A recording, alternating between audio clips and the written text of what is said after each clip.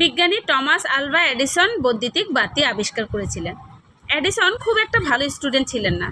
পরীক্ষার খারাপ করাতে তার স্কুল থেকে একটা চিঠি আসে, আর এডিসনকে চিঠিটা দিয়ে বলা হয়েছিল সে যেন না খুলে সেই চিঠিটা একদম সরাসরি যেন তার মায়ের কাছে দেয়।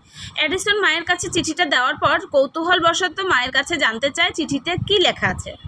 তার মা তাকে শুনিয়ে শুনিয়ে বলেন, আপনার সন্তান খুবই মেধাবী, আমাদের স্কুল তার তুলনায় খুবই ছোট, আমাদের এখানে প্রশিক্ষণপ্রাপ্ত শিক্ষকও নেই, তাই আপনার সন্তানের পড়াশোনার দায়িত্বটা আপনি নিন। তখন থেকে এডিসন তার মায়ের কাছে পড়াশোনা শুরু করে।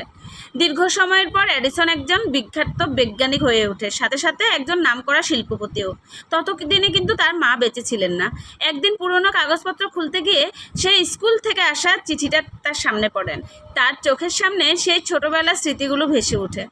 তাই তিনি চিঠিটা খুললেন। চিঠি খুলে দেখলেন তাতে লেখা আছে, আপনার সন্তান স্কুলে বুদ্ধিসম্পন্ন, সে আমাদের স্কুলে পড়ার যোগ্য না, তাই আমরা চাই না সে স্কুলে আমাদের আসুক। আর চিঠিটা দেখে এডিসন খুব আবেগতাড়িত হয়ে পড়লেন। মায়ের কথা খুব মনে পড়ছিল তার। তখন তিনি তার ডায়েরিতে লিখে রাখলেন, এডিসন মানসিকভাবে অসুস্থ এক শিশু ছিলেন, আর তাকেই তার মা শতাব্দীর শ্রেষ্ঠ বুদ্ধিমত্তা সম্পূর্ণ মানুষে পরিণত করেছেন। সত্যি একজন আদর্শ মাই পারেন সন্তানের জীবনের মোড় ঘুরিয়ে দিতে। কি বলেন?